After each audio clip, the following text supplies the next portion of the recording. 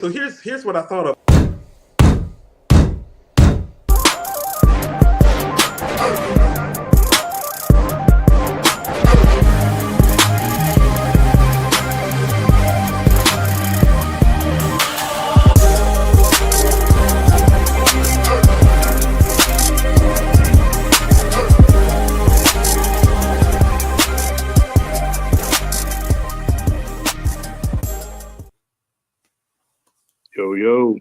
Yo. Peace, everyone. Welcome to Hip Hop Talks in this special Saturday episode. I'm one of your hosts, AG. I got the homie Sean with me. What up, Sean? Yo, peace, bro. How you? I'm good, bro. Good, bro. Happy to be on here. You know what I'm saying? We got a lot of dope stuff to talk about today. You know what I mean? Some new music and some music of old. So, let's get right into it. But, before we do, y'all remember to like, subscribe, and share. To the channel, tell a friend to tell a friend, everybody who's in the live chat, appreciate you pulling up. Appreciate everyone that's in our Discord. Let's get to it. Yes, sir. Let's go, man. What you got for us today? Starting out, Freddie Gibbs dropped a sequel to the classic. I'm going to use that word because people throw around Alfredo as a classic, in modern day.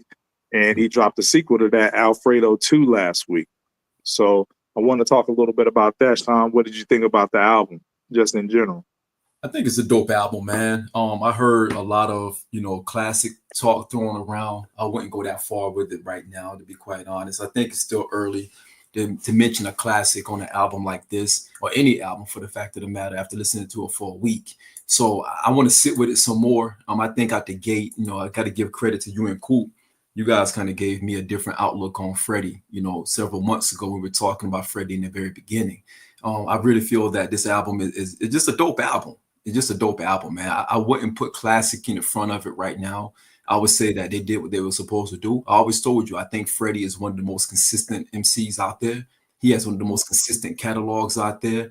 That's not a very, very high and not a very, very low discography. Part of his discography, I think, is just like really steady Eddie, which I can deal with and I love, because a lot of other rappers don't have that kind of catalog. They have a lot of misses, and I don't think Freddie has a true miss in his catalog. But as far as calling it a classic right now, I think it's a little bit too early. We need to see what's going on with that first. Let's let it sit for a while before we call it a classic. Right, definitely a little early. We talked a lot about this album behind the scenes, especially also with the homie LP. Shout out to LP/F. And he's a big advocate for Freddie Gibbs. You know what I'm saying? So, and I'm a big Freddie Gibbs fan myself. And I think that personally, he has one of the best discographies in rap. Like, I would argue as somebody that he might have a top 10 discography as a solo artist in hip hop with this album, right? Mm-hmm. But down towards, 10, down at the bottom. And what I wanted to ask you is, why do you think that he doesn't get his just due? Because to some people that might be a hot take. Like you said, he doesn't have any misses in his catalog. Alfredo is probably the only one that he has close to a definitive classic as you can get, you know what I'm saying? But he has a lot of other ones that are considered classics by many. You got the Pinata, you got the Bandana. Like, my personal favorite is Soul Separately. Mm-hmm. And then he got the real solid projects, like Only Die Once. Mm-hmm. So why don't you think he gets his just due as a rapper? Man, I'm trying to figure that out myself. Because again, for me, when I listen to a discography, it's fine. Nothing jumps out to me in his discography.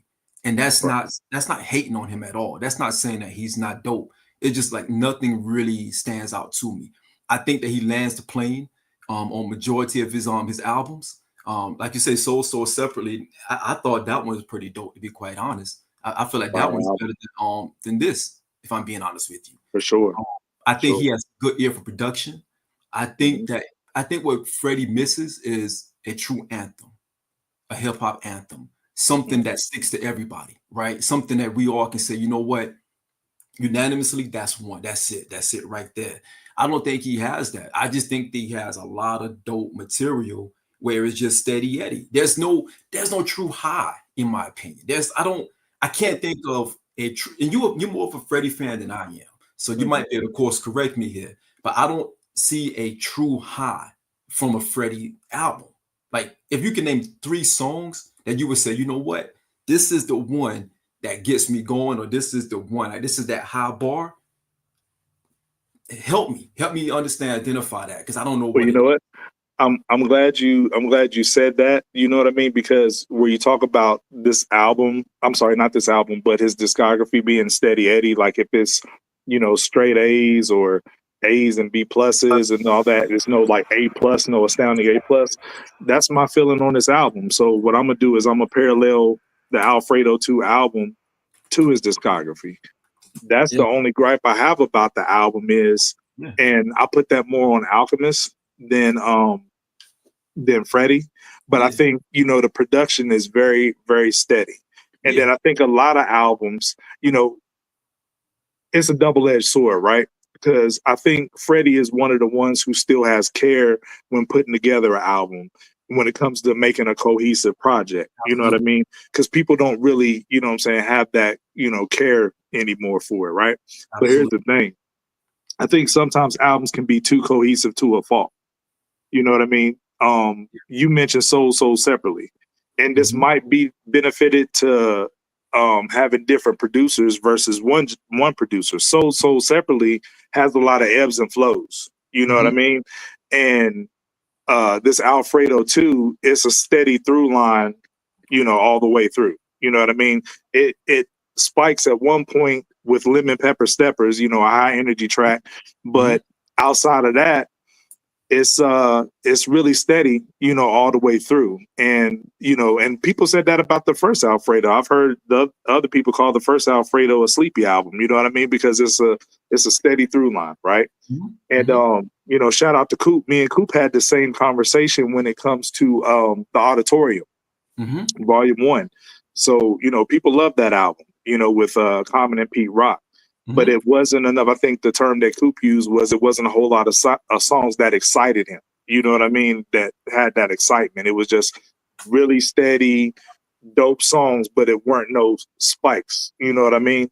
Right. And you know, I think that this album mirrors his discography. He has very good to great albums, but you know, to your point, he doesn't have that definitive classic that everybody stands behind. But at the same time, I still think his discography is very, very underrated. And is if it's not in the top 10, it's just right outside of it. I personally would like to compare him to somebody like Game. I don't think Game has released a bad album.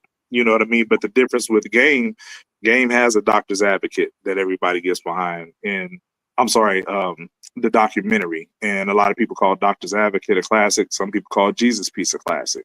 Hmm. But for the same reason, I think neither one of them get their just due because the antics behind the music, if you Right. will. You know, people don't like their characters, so they don't give them their just due on the music. But I think both of them have top 10 discographies. They've both released a lot of product, and Right. they both have a lot of quality.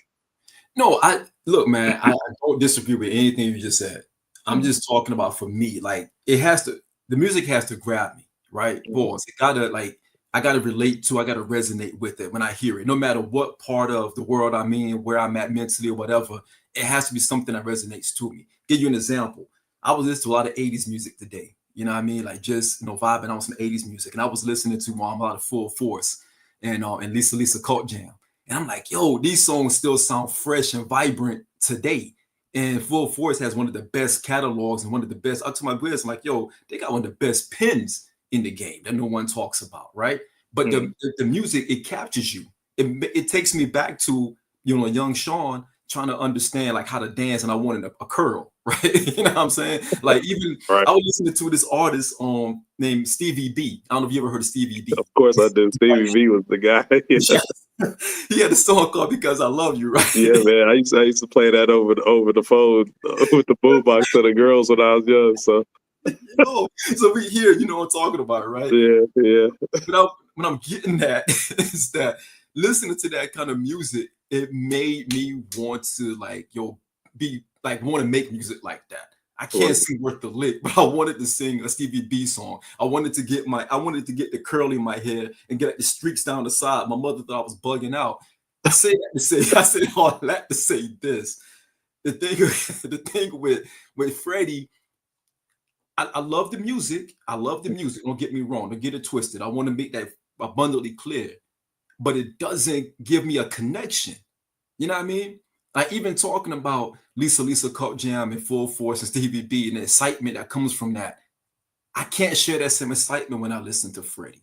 Only because there's nothing that's pulling me towards that. You know what I mean? I can respect his pen. I love the clips. I love the comedic side of him. I love the flow. I love what he's saying. I love the concept.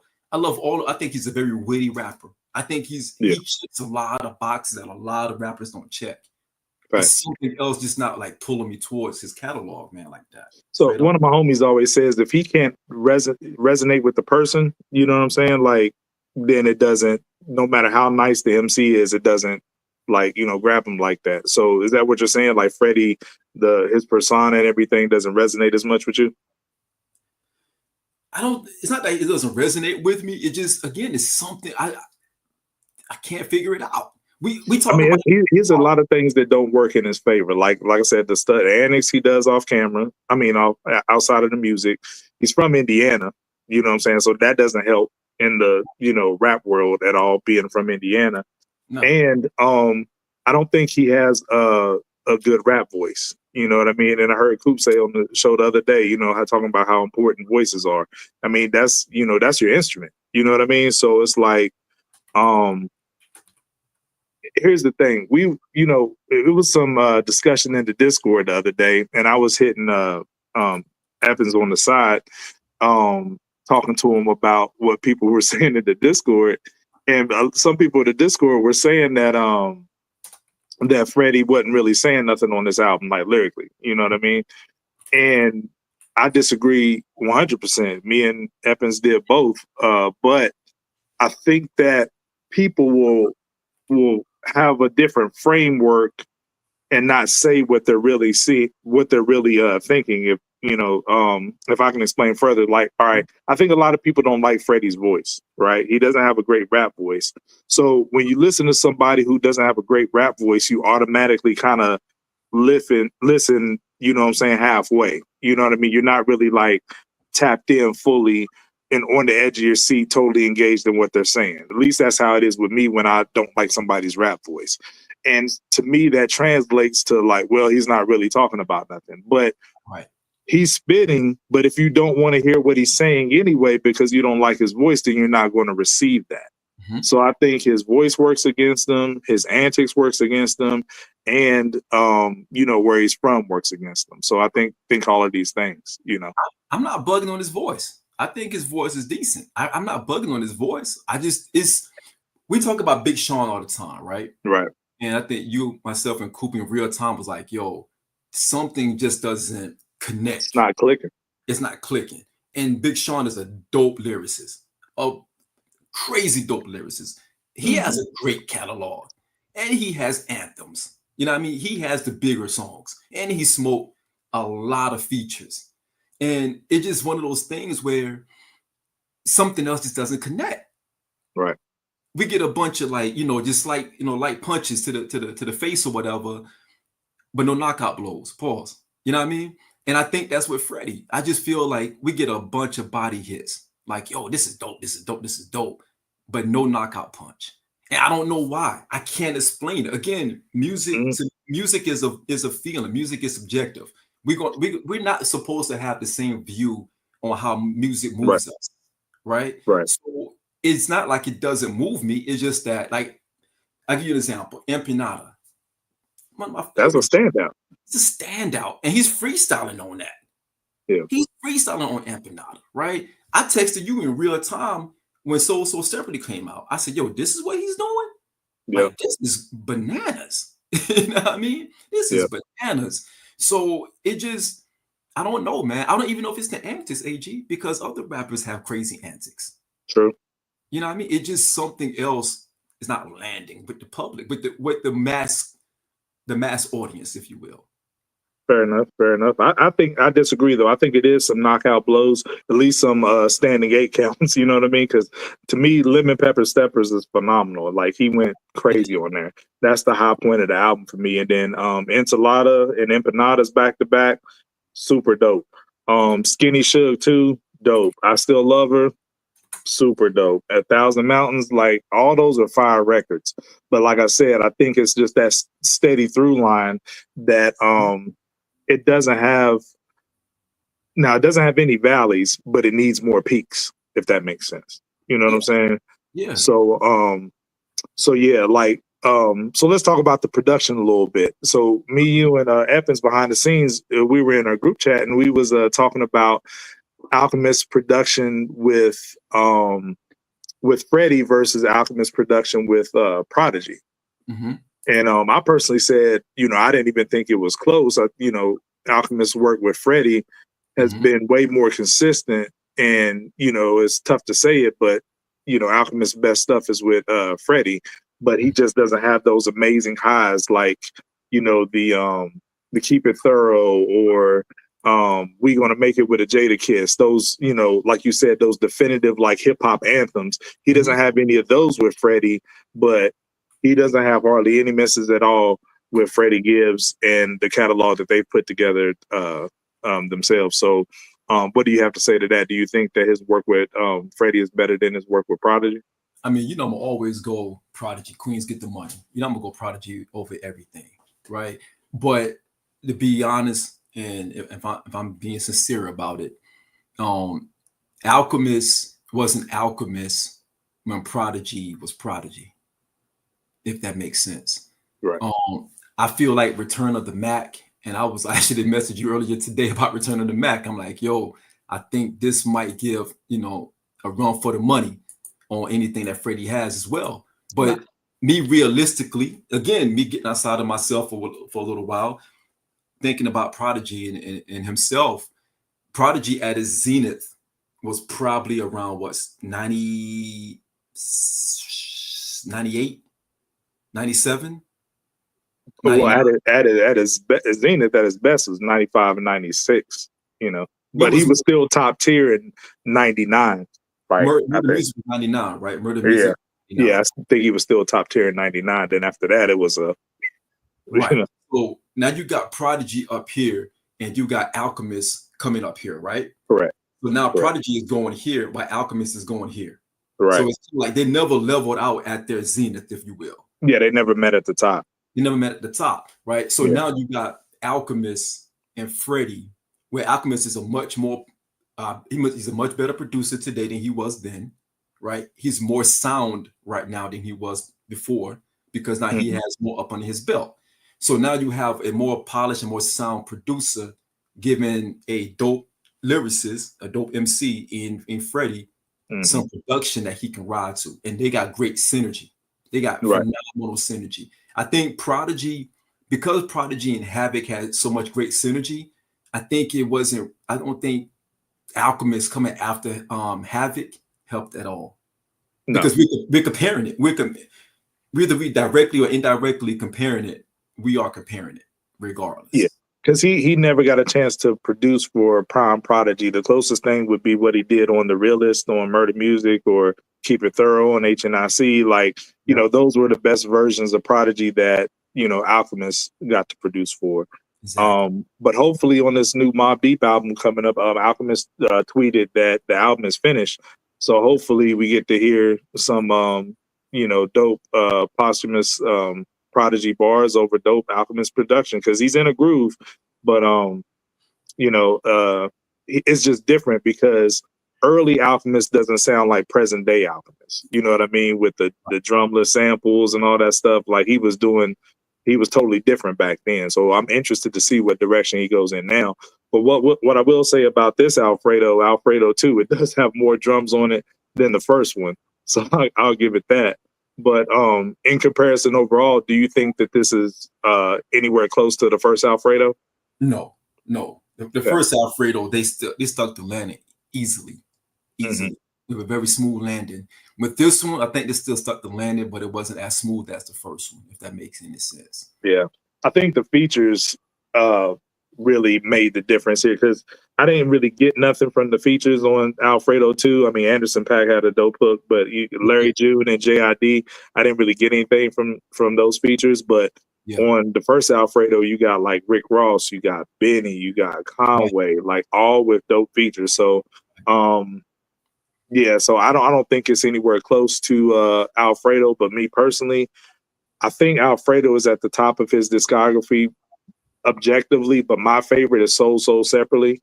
I have those two up at the top. And then after listening to Alfredo 2 a good bit, I don't know if I would put it over You Only Die Once, because I really enjoyed that album. Like I said, but it had more ebbs and flows to it versus, you know, Alfredo 2 having one producer and it be kind of like, you know, steady Eddie all the way through. And, you know, people always think we're glazing or whatever, but that's what made the Nas and Hit Boy run so epic, because Hit Boy wasn't in one particular bag. Like, he was throwing all kind of different beats at Nas, like, you know, trap beats, boom bap beats, like, you know what I mean? It was like soul samples. Like, it was a lot of different looks, but it still came together for a cohesive project, versus I think this is a lot within the same bag. You know, and that's no shade to Alchemist, but it's just kind of how it sounds. Yeah, no doubt. So with all that said, so album of the year talk so far, we're a little over halfway through the year, and a lot of people are throwing around that this could be album of the year so far. So where do you have it? I don't have it as album of the year. I don't. I still think that title belongs to the Clips. I put this album parallel with the Lloyd Banks album, straight up and down. That's fair. I put it parallel with the Lloyd Banks album. And again, it's not even fair to compare it to a Clips album, because you're talking about two high caliber MCs versus one. But it is what it is. I have it ahead of I have the Clips ahead of Alfredo too. Yeah, that's still my album of the year. And, you know, just everything about it, you know, like I said, you know, you said earlier in the show, we throw out the classic word too early, but everything about the Clips album feels classic. You know what I mean? If not a classic album, definitely a classic moment, you know, from the promo run to the sound. It's a grandiose sound of the album. I gave it like 4.5 mics. This Alfredo 2, I think it's a solid 4 to 4.25. I would have it second. I think this and the Raekwon for me are slap boxing for second place. So I could flip flop those or set at second or third, and then I have the Banks will fall in at fourth probably. But this is not touching the Clips album, in my opinion. And the Clips have, like I talked about earlier, more ebbs and flows to the album, and Birds Don't Sing is such a standout record. Like, if you could point to anything, well, this album doesn't have that, it's definitely that song. And that song is something we've been asking, you know, Pusha T and the Clips to deliver us for years, you know what I'm saying, outside of the normal, you know, cloak talk or what have you. And they delivered on that. And to kick the album off like that, I think it set a pace that they didn't give up throughout the album. So that's definitely my album of the year. But this Gibbs comes in as second or third. And I think I think Iran posted in the Discord, I think it did 38K the first week with like pretty much no promo or anything. So that was pretty decent, you know? Yeah. I mean, look, it's one of those things where, and I see Armand, shout out to Armand. I'm not saying the album is not a good album. I'm just saying I want to sit with this album some more. I really do. I find myself going. I sat with the Clips album for what, 2 weeks now, 2 to 3 weeks now, right? And I find myself going back to the Clips album a lot. I really do, and not just 1 or 2 songs. I go back and listen to half of that album. Right. You know what I'm saying? Like with Freddie, it's been about a week now, and I haven't gone back to 50% of that album. I went back to certain songs that I enjoy, but not as a run through. You know what I mean? Yeah. And again, that just it resonates. The Clips resonate to me more than what the Freddie album resonates to me. Yeah, it lacks the replay value for you. That's the replay value, and I'm big on replay value. Like, I'm very big on replay value. Fair enough, man. So yeah, that's our reaction to the Freddie album, but we're going to get into the main event of what we came to talk about today, which is the 30th anniversary of the Cuban Linx album, aka the Purple Tape, which was actually yesterday. August 1st was the 30th anniversary. So, let's jump right into it, man. Like, I was having a thought, and the chat, you can correct me if I'm wrong, but I was taking myself back to 90. Well, before I get into what I'm going to say, like take me back to 95, Sean. Like, you was what was you, like 15? I was 14 in 95. You was 15? I was 15. Yeah. So for me personally, where I was at, I remember distinctively riding the school bus, and then, one of my homies, still my best friend to this day, pulling out the Purple Tape and showing me like, yo, you got this yet? My eyes lit up like, yo, that's the new Raekwon. Like, blew my mind that the tape was purple. Like, you know what I'm saying? I was like, yo, let me borrow that. So listened to it on the bus, kept it. I don't even think I gave it back for months. You know how we used to do back then. You borrow somebody's tape, you never returned it.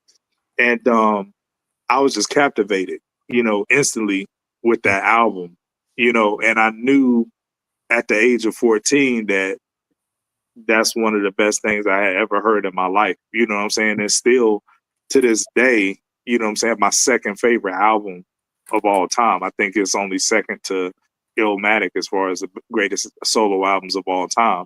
And I know that's a subjective take, but it's a lot of objectivity to that for as great as this album is. So where were you at, and what were you doing in 95 when you first heard the Purple Tape? Man, that's loaded, because 95, I'm like really, really tough into Wu at this time. You know what I mean? Mm-hmm. You about to hit your primitive years, like your most impressionable years, right. In 95, right? 15, 16, like your most impressionable years, right? And this album was the one that made me want to be fly going to school. Mm-hmm. I wanted to wear the Kana. I wanted to wear the Tommy Hilfiger. I wanted that beach jacket. I wanted to talk fly. I started changing my whole slang. You know what I mean? That's no beach jacket was crazy. Crazy, we wanted that joy so bad, man. It was crazy. So you're talking about 15-year-old me, gravitating to one of the best, if not the one, I'm gonna say the best, but one of the best albums of all time. And I was already a Wu head. So I'm still trying to understand like the Method Man thing, the Wu-Tang, into the 36 chambers, return to the 36 chambers. And now we're here. And I'm fully invested in my Wu fandom at this time. But this chamber was a hard pivot from what we got beforehand. We didn't see this chamber coming. This chamber was on some like real fly stuff. Like we were really on some fly stuff in this chamber. Storytelling at its best. But 15-year-old me, by this time, I'm like, okay, this is what I want to be. This is the kind of talk I want to have. I want to talk like Ray. I want to be fly like Ray. Because I felt like Ray was one of the flyest, still to this day, one of the flyest rappers that we have ever seen. And I used to get those magazines and see how he was dressing in those magazines. I'm like, yo, I gotta figure this fit out. We don't have a lot of money, but I gotta put some things together. You know what I'm saying? Yeah. Just try to emulate that. So that was 15-year-old me at that time. How about you in West Virginia? Like, how was that? Same thing. I was the flyest cat. I'm not even gonna hold you. I was the flyest cat of my school because of that, right? But I'm glad you said that about Ray and the fly talk, because I was thinking about that before the show today. Ray, I'm gonna go ahead and put the stamp on it. Ray is the best at blending the fly talk, the fly talk with the street talk. Like, Jay does it well, Big does it well, Nas does it well, but Ray is probably the best at balancing, keeping it authentically street, but it's just fly stuff. You know what I'm saying? Like that fly talk. You know what I'm saying? Like, I'm better than you.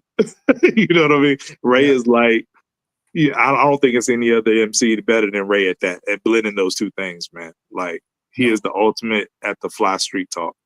Absolutely. Absolutely. And keeping in mind, man, 95 Ray was different.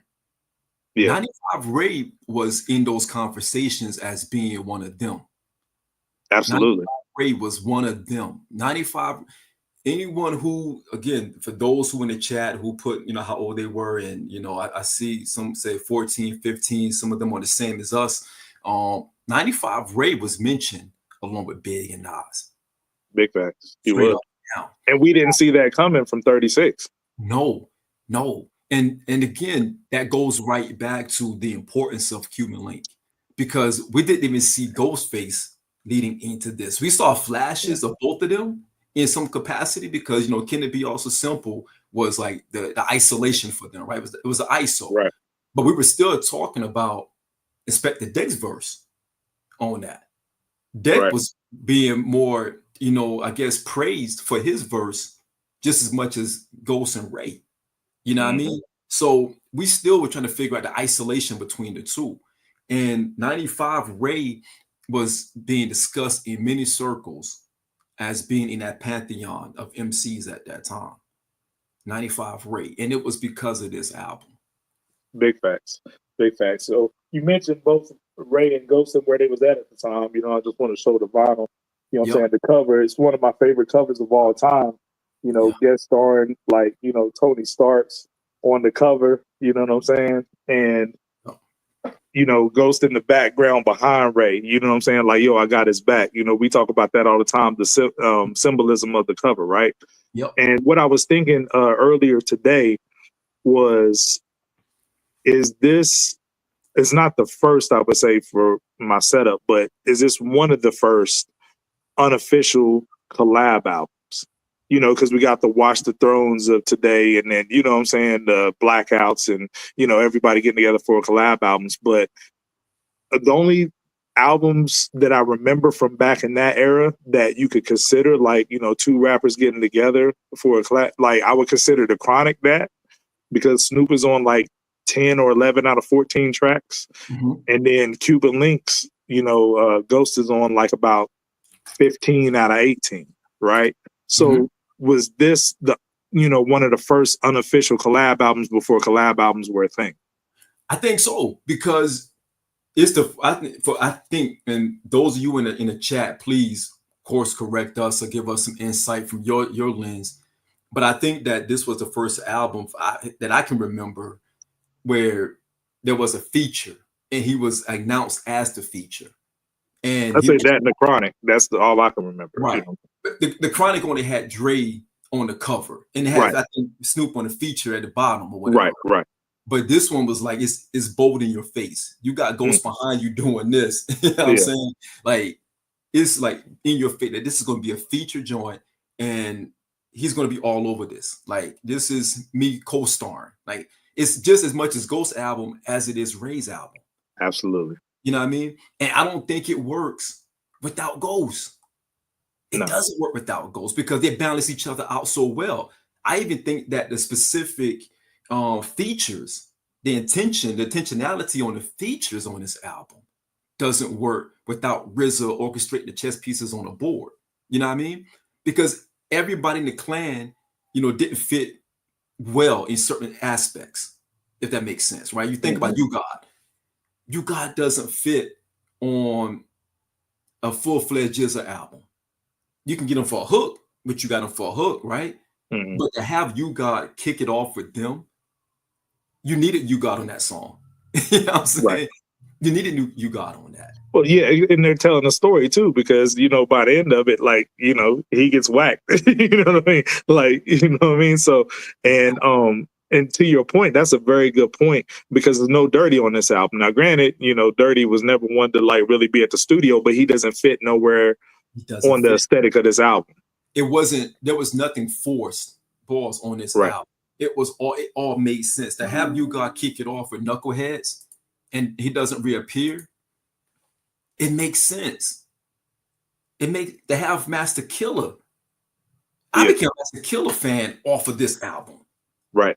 Because we hadn't seen much of him, prior to this. Exactly. His verse on Glaciers of Ice stole the show. It did. You know what I mean? So, I became a fan.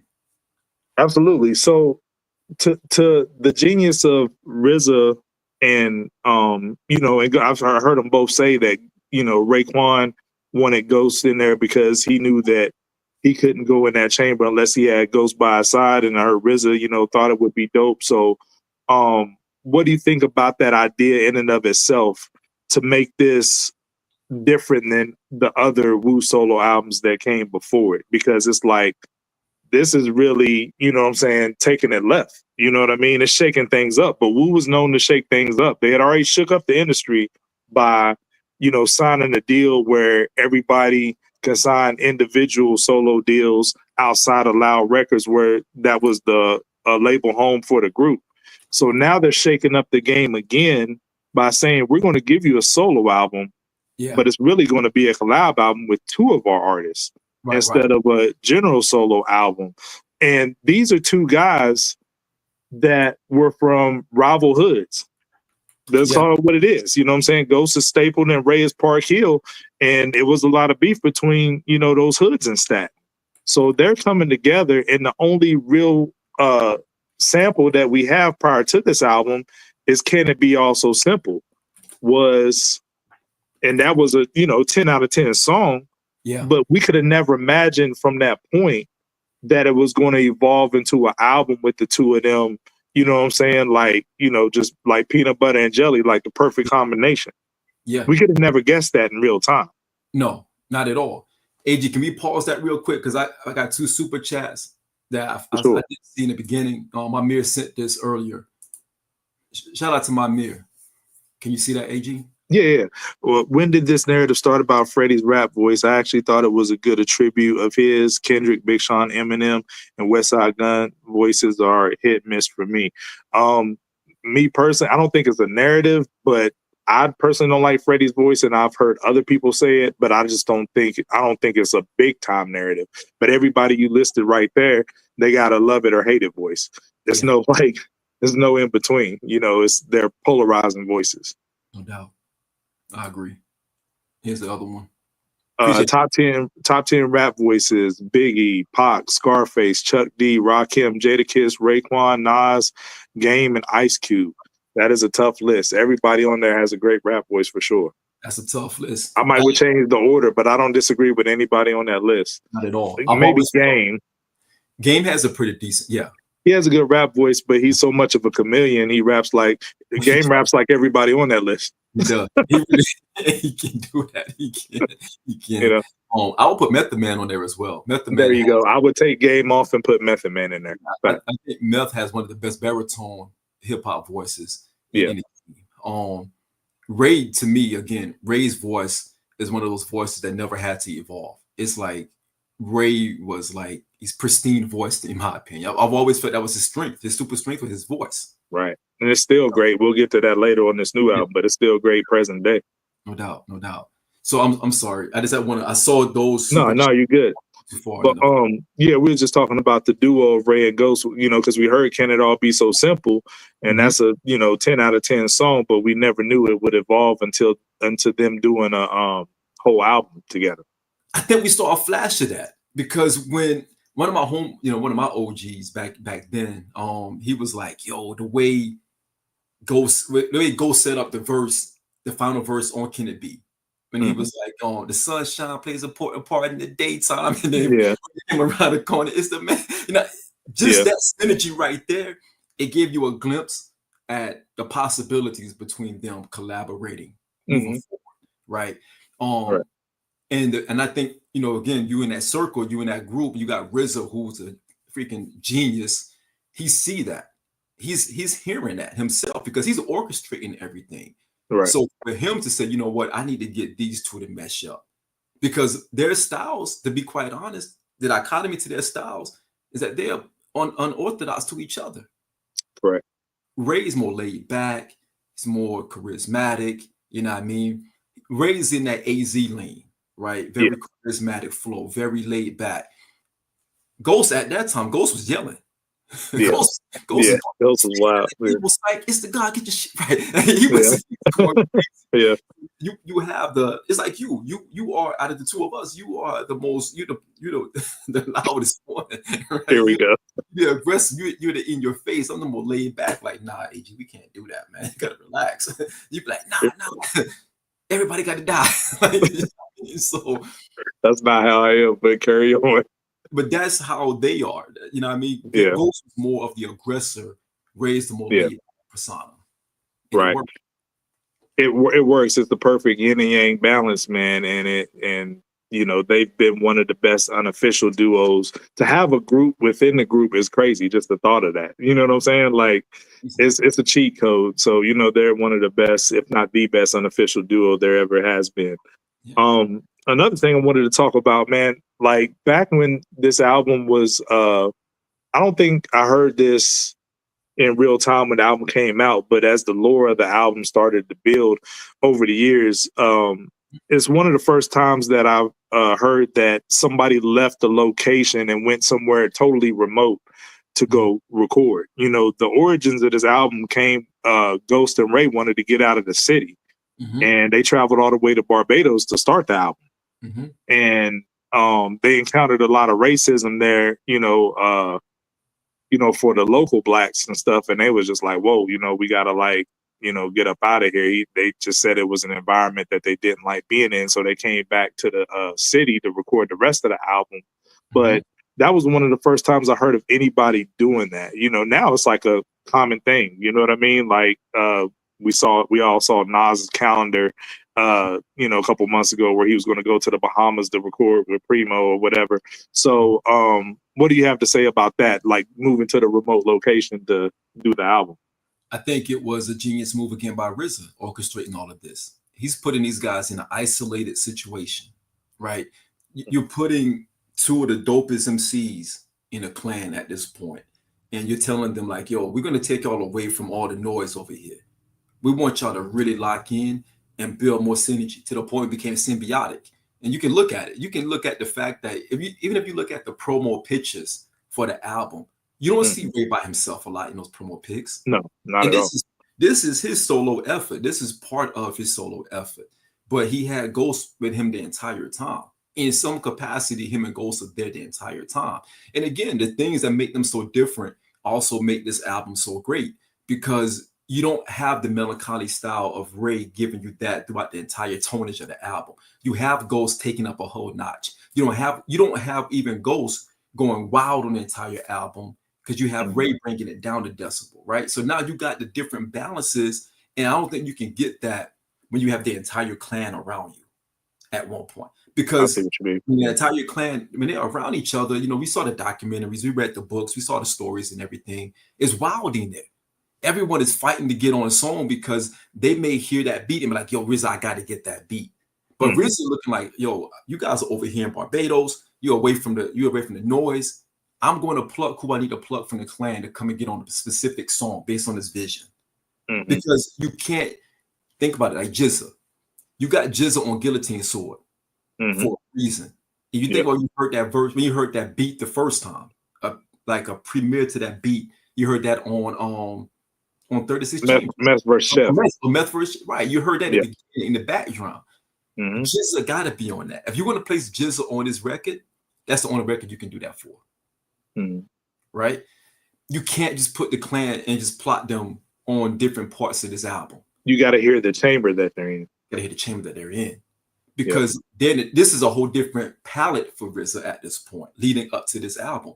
This might be, out of Rizza's run, this album is a distinct left turn in his entire production run. I don't know if you agree with that. No, I agree. Sonically, because all before he was using a sample of like 3 or 4 different records and just re-looping those samples and like just chopping it up differently, different ways. With this one, he provided an entire landscape that hasn't been done before in hip hop. Right. With some of those same samples, but he took other instruments and applied it to it, which is crazy. To me, this is the best hip hop produced album ever. You know what I'm saying? This album is why Rizza's on top. And I wanted to show this too.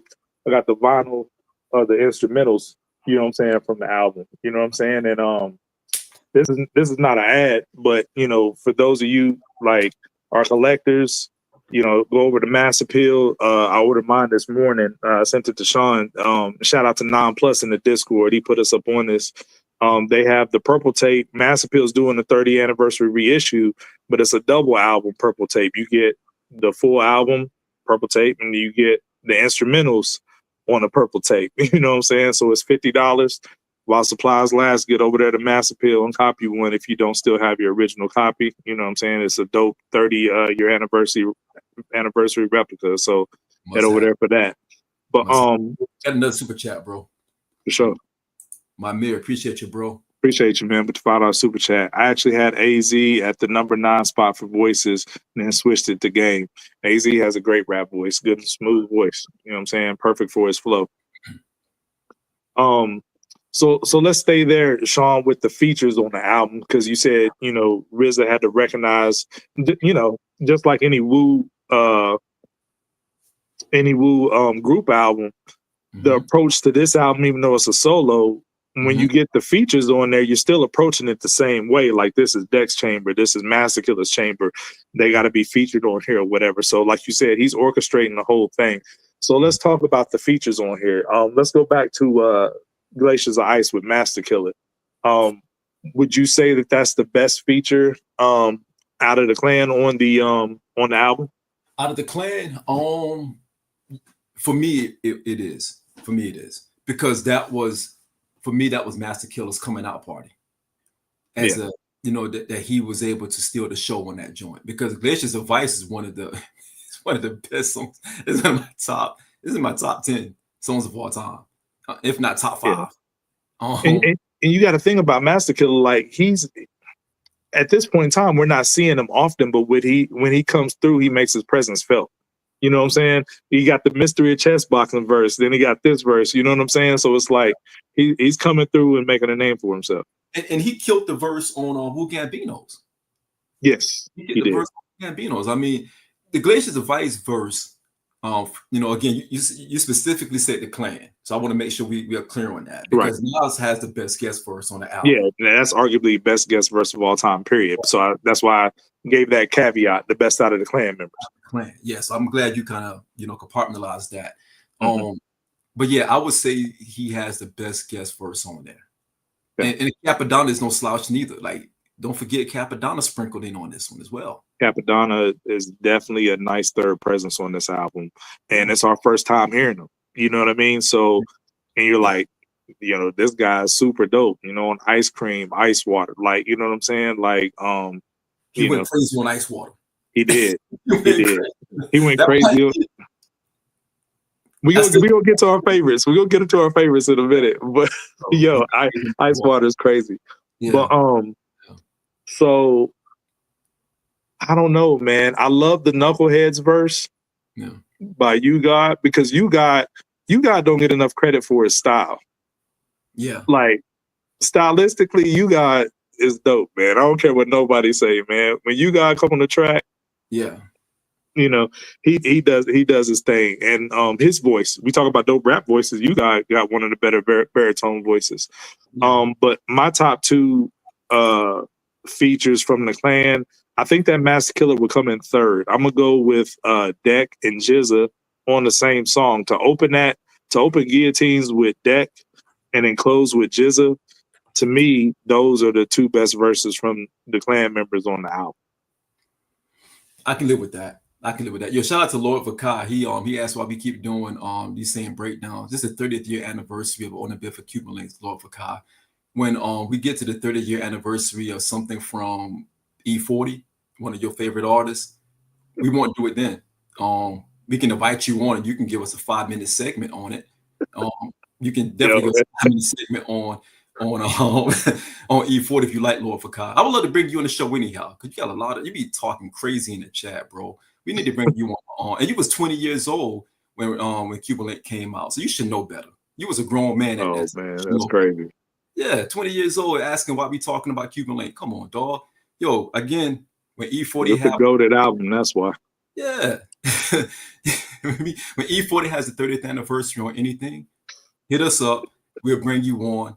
I think he got about like 30 albums while you playing. You can give a 5-minute soliloquy on dissertation on E40. But I'm sorry. And Pac is your GOAT. We love Pac. We did a great breakdown on Pac. You know what I'm saying? We talk about Pac all the time. So again, I'm sorry. We got a super chat real quick. Shout out to Lord Vakai for real though. Yo, Cam Porter with the $10 super chat. Appreciate you. Only bill for Cuban Links dropped when I was 4. I went back and checked it in high school. It is a movie. Facts. One of the few classics by any genre without a skip. Top 3 all-time albums to me. Absolutely, man. You see that, Lord Vakar? You see that? It's 4 years old when it came. I went back and looked at it, and we still talking about it. It's cinema. Absolute cinema. We appreciate you for real. Yeah, absolutely. But yeah, those 2 verses on Guillotine Swords, man, like, I mean, to start with Deck and end with Jizza, I have a hard time picking who had the better verse on that song between those 2, but that's just one of my favorite Wu posse cuts, if you will. You know what I mean? So yeah, it's again, everything, every feature, everything fits well. Mm-hmm. Perfectly fits well. I think that the way Rizza was locked in on this, and I think this is one of the first out of that first run where it wasn't impacted by anything, you know, because the flood took out a lot of stuff. Like the flood hurt Meth. I think the flood even hurt Old Dirty a little bit too, in his album. And of course, you know about Deck, right? This was the first time, I think, if I remember my history correctly, this was the first time that he didn't have any mishaps. Yes. And this is what we got. Yes. This is what we got. Yes. So I want to stay right there because I was going to get to this later, but while we're here, I'm glad you brought it up. So this morning I went back and listened to some of the Rizza Drink Champs interview, you know, just kind of prepping for today's show. And me and you already talked behind the scenes how dope that interview was. And one of the things that Rizza said was, as a producer, you know, you have your settings. He was talking about like Dr. Dre, you know what I mean? Dre's an engineer. So you hear Dre's music, it's going to sound more crisper than anything else you hear in hip hop. You know what I mean? Rizza, the way he liked to record his stuff, like, you know, gritty and dirty. So you got to like turn his stuff up to get the, you know what I'm saying, the kind of a similar effect. He did that on purpose. So he was speaking to when he did Liquid Swords and Cuban Linx during his 95 run. Those were the only 2 albums, like you said, he didn't have any interference. Mm-hmm. But they were talking about Iron Man, and Iron Man suffered on 2 different fronts. We heard that from Ghost was going through like stuff physically that affected his mental, and he was depressed, and, you know, he didn't have fun recording that album. That was on the MC side of things, but on the production side of things, Rizza was speaking to on the Drink Champs that he had certain settings on the board, like nobody touched nothing. You know what I mean? Because he said he was going off a pulse. You know what I mean? He said the engineer would be basing it off science and counts and all this stuff. And he was like, nah, don't touch my stuff. Like, you know, it's on a feeling, it's on a pulse. So he had certain settings, vocal pitches, whatever for every MCs. Nobody touched anything for Cuban Linx or Liquid Swords. And then the second flood hit. Now, the floppy disk and all that stuff was damaged in the first flood. The second flood damaged actual equipment. So he had to go from his home studio and finish Iron Man in, I think he said, a Mystic studio in New York. And that kind of threw off some of the recording because he has certain settings for Ghost's voice that he couldn't replicate over at Mystic. You know, with somebody else involved and somebody else's equipment. So I just think that speaks a lot to, you know what I'm saying, what you're saying about, you know, it was no hiccups with Cuban Linx and Liquid Swords. And, you know, look at the results. People put those 2 albums at the top of the list out of all the Wu solo albums. So, you know, Rizza uninterrupted is a dangerous guy. You know? Absolutely. And you know, it's crazy because I think the perfection of Cuban Linx, I think it ended up hurting someone like Meth. Right. Because you think about Tikal, and Tikal doesn't come close to Cuban Linx. No. And I remember when Tikal came out, we were loving Tikal. Like we were all over Tikal. And we thought that Meth still was the one. But again, you get Cuban Linx. You hear what Ray's saying. You hear the production. You hear the synergy between him and Ghost.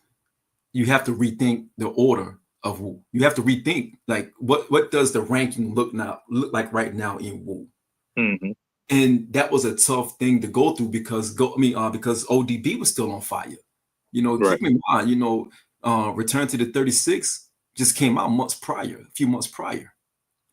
So we were still kind of like that album was still breathing. Album was still breathing.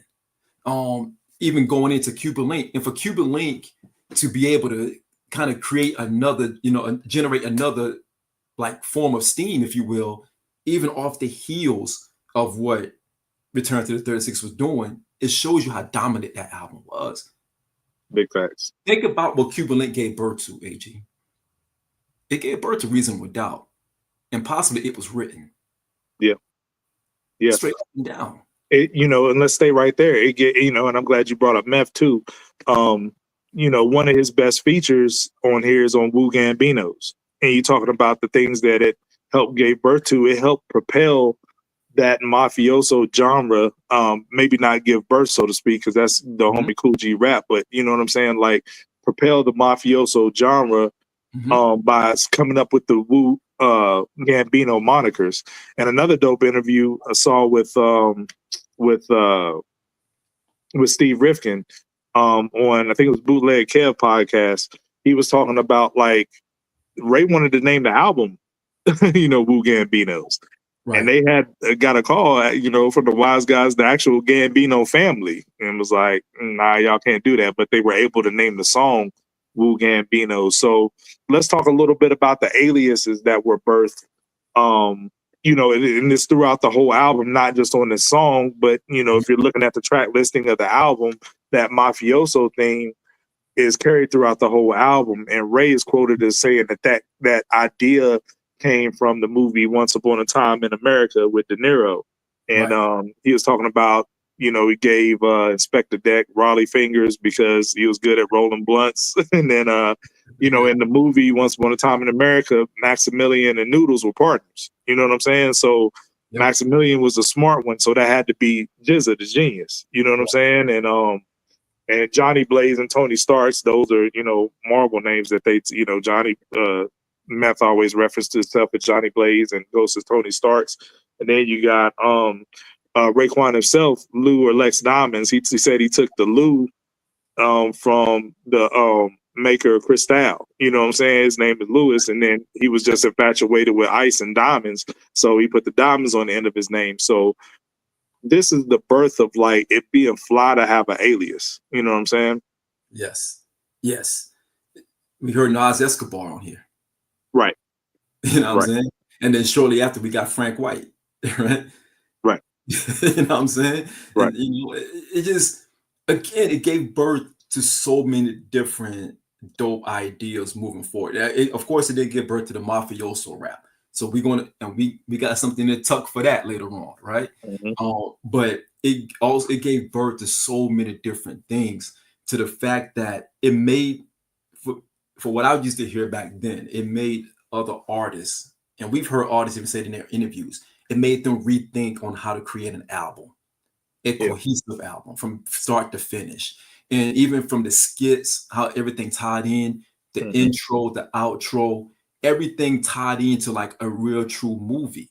So the visualization of this album coming on print and coming on record, it captured every single aspect of creating a cinematic preview or a cinematic review of an actual album that has not been done before, to my knowledge, that was captured like this.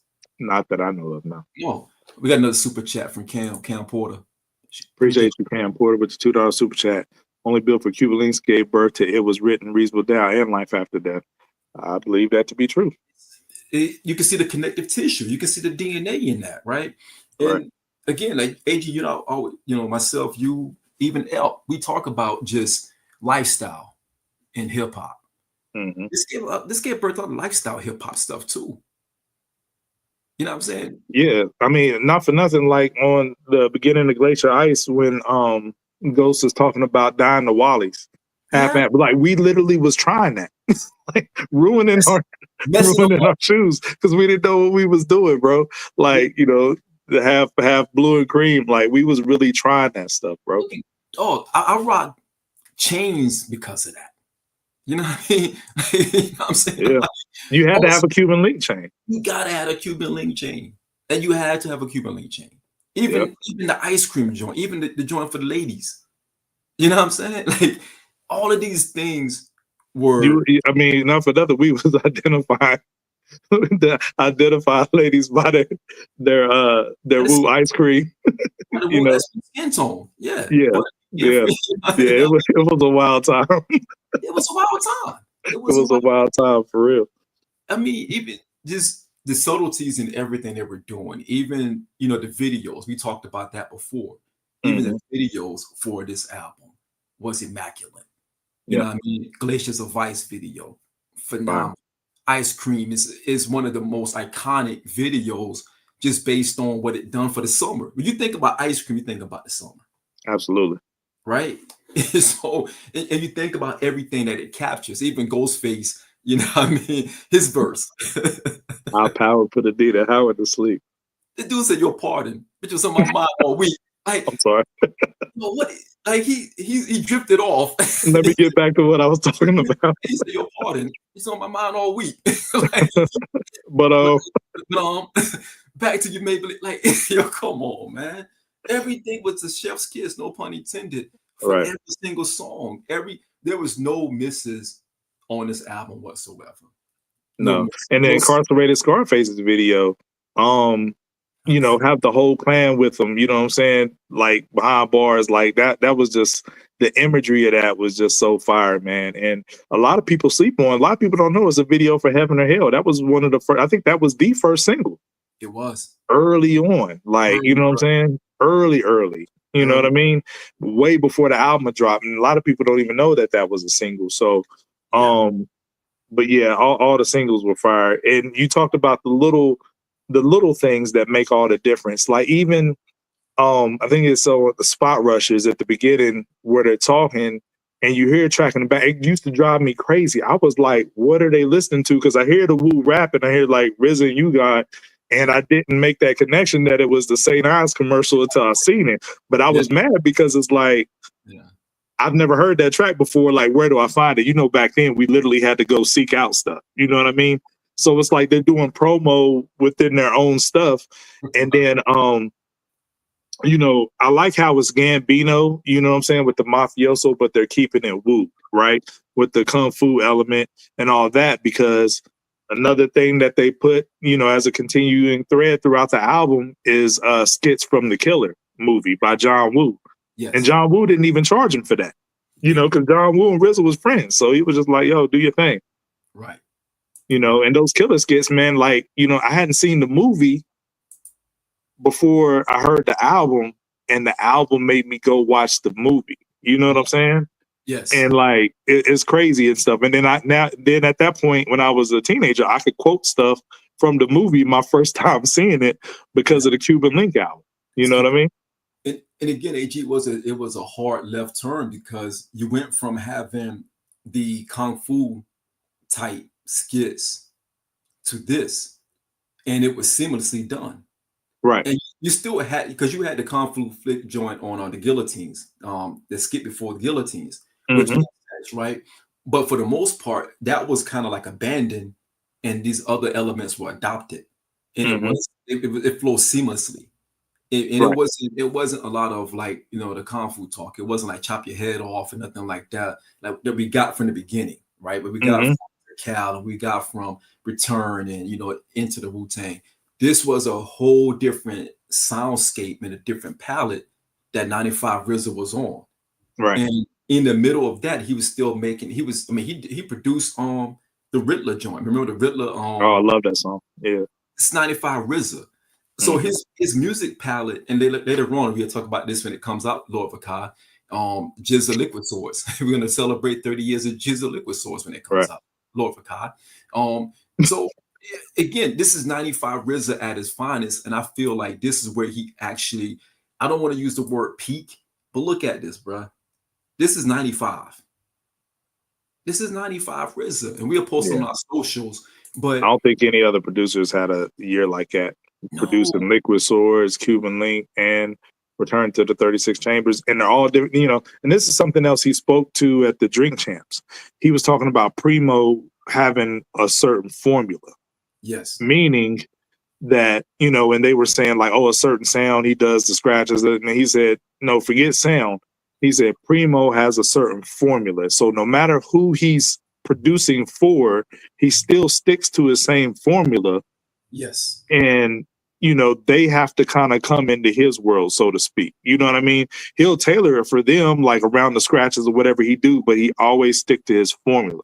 And Yes. what Rizza was saying about himself was, you know, he got 9 other guys that he has to go into different chambers for. Like you can hear elements that say, okay, that's the same producer that did both of these things, but Dirty's chamber is not going to be anything like Raekwon's chamber. No, it Like can't at be. all, you know? It can't be.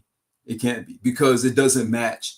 Again, you can see where the intentionality where Right. Ray is not all over Dirty's album or anything like that. And Dirty's not all over Ray's album.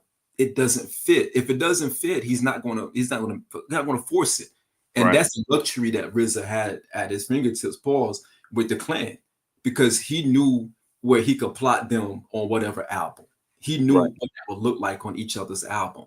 Right. And that's why you get Ray and Ghost, who meshes so well in not just in tone, but just in style, Right. up and down. Right. Now, and you talk about Rizza's genius. It's no coincidence that he's in Hollywood now. You know what I'm saying?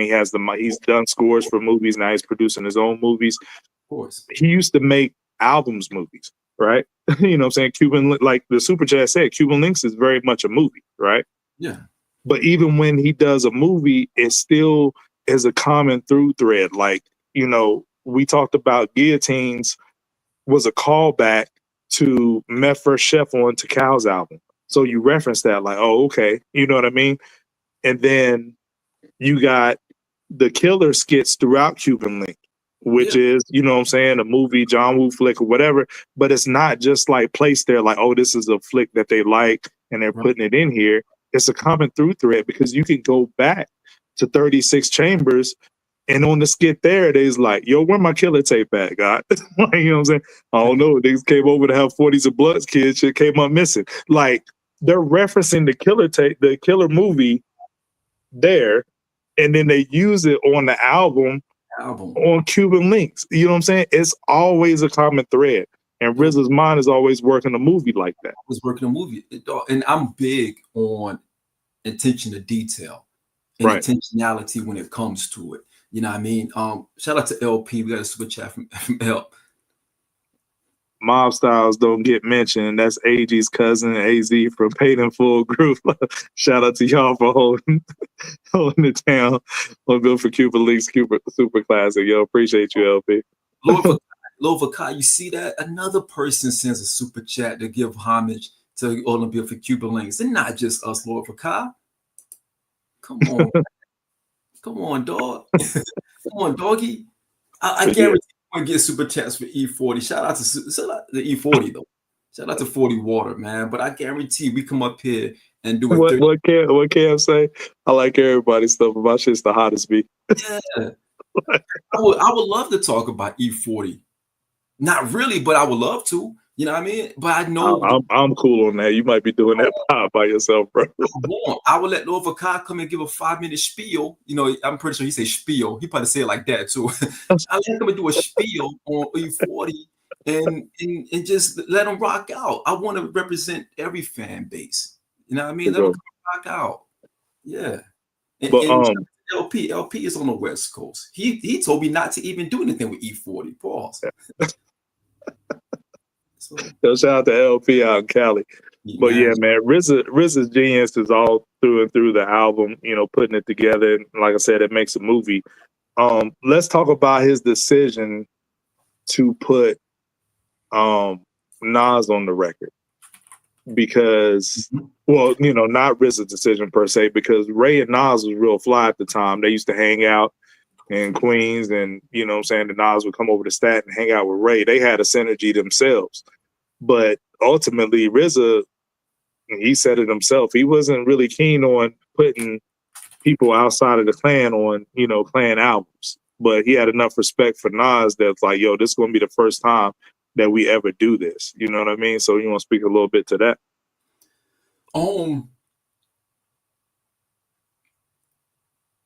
As far as just being able to get someone outside the clan, this is the first time we've seen this, right? Like the clan was always isolated. Again, this is what the fourth installment. See, into fourth installment, and we're 95. We're like 2 years in by this time. This is the first time that we had an outsider, if you will, from the clan to come in. Mm-hmm. And for me, being a Nas fan, of course, it made sense. Queens get the money representing them with Staten Island. It made too much sense. And just that whole synergy that they all had, including Mobb Deep, because Mobb Deep was also a part of that too, right? Because they were all in that kind of same circle. They were clicked up. Yeah, they all clicked up. More so Ray, Nas, and Prodigy, if you will, and Ghost, right? More so them. But I think Rizza even mentioned something about the clan feeling away in the beginning. Like some of them did in the beginning, because they were bringing someone else in. And you selected him. So why do you select him out of everybody else? Like that's out there. You got Big out there. You have others out there that were like really doing their thing. But they weren't rocking with them like that. They were rocking with him. And for me, I always felt like, even in real time, AG, I always wanted to understand why him out of everybody that was popping at that time. And there was a lot of heavy hitters at that time. And they plucked him out of that whole flock. And I felt like it was the right move because they were hanging around. You can see the similarities in their style, because I think you get Verbal Intercourse, you get 95 Nas run, feature run. It was a bridge to It Was Written. I think you had to get those things in 95 out the way, that feature run and everything going on, to get to It Was Written. Absolutely. You know what I'm saying? I don't think you can jump from Illmatic to It Was Written without that middle piece. No, because you can't. Because it's so different, right? It's so different, man. You need him on Do or Die. You need him on Cuban Linx. You need him on the Infamous. You need him on 456 with G-Rap. So yeah. I think you needed him more on this than all the ones you just mentioned. I think this was the direct bridge for me, for my opinion. I've always felt this was the direct bridge to It Was Written. I know you would say AZ, the AZ. I would say More Money, More Murder, More Homicide for me. I know you would say that, but I felt like this was the one. This is the lineage right here for me. Yeah. And, this goes back to what we were saying about Omerta. He always does different verses and stuff to see if they fit. For those who know this, this verses comes from Deja Vu, which was early on in the Illmatic sessions or whatever. It's an unreleased track. It's the first verse off the song Deja Vu. But he performed this verse for Ray and Ghost in the studio, and it was like maybe the third or so verse he performed. He was like, what do y'all think of this? And then by the time he got to this verse, they was like, yo, that's it. That's the one. He said, they were all looking at each other, Rizza, Ghost, and Raekwon, like, yo, that's it. That's the one. He was like, you sure? And they was like, nah, that's it. But it ended up being arguably the greatest feature verse of all time. If not is no lower than 3. You know what I'm saying? It's 1, 2, or 3. It's no lower than that. So, and that's a testament to how great this album is, that you have arguably the greatest feature verse of all time housed here on this album. You got arguably the greatest production job of all time housed here on this album. And then, the mic performance that Ray and Ghost do on here is just top tier. Just top tier, man. So, next thing I wanted to ask you, man, this is just a crazy question. How this album was the first of the solo joints to come out on Loud. Because they got Raekwon to stay at home, you know what I'm saying? Because the rest of the clan as a group were signed to Loud. How lucky is Loud Records to have their debut album, their crowning achievement, which is Wu-Tang Forever, the double album, and then the greatest solo album, all under their umbrella? Loud Records at this time was knocking out Def Jam.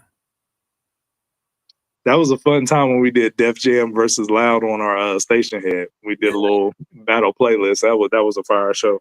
We did a battle playlist for Def Jam and Loud Records. We may need to do that again, man. Do like a show on that one, Def Jam versus Loud Records, because Loud Records, for me, I felt like Loud Records got us to the streets.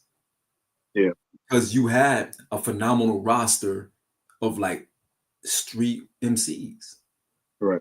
And that landscape was so pivotal, and that soundscape was so pivotal for the golden era of hip hop. You know, you're talking about Mobb Deep, you're talking about Cuban Linx and Ray, you know, later on Pun, you know what I'm saying? You're talking about the Beat Nuts, you're talking about all of these amazing artists that represented the cloth of the golden era of hip hop. They were under that Loud umbrella. Right. You know what I'm saying? I think shit, LP and I had a conversation like damn near an hour and a half talking about Loud Records at one point, because it was like they had the roster.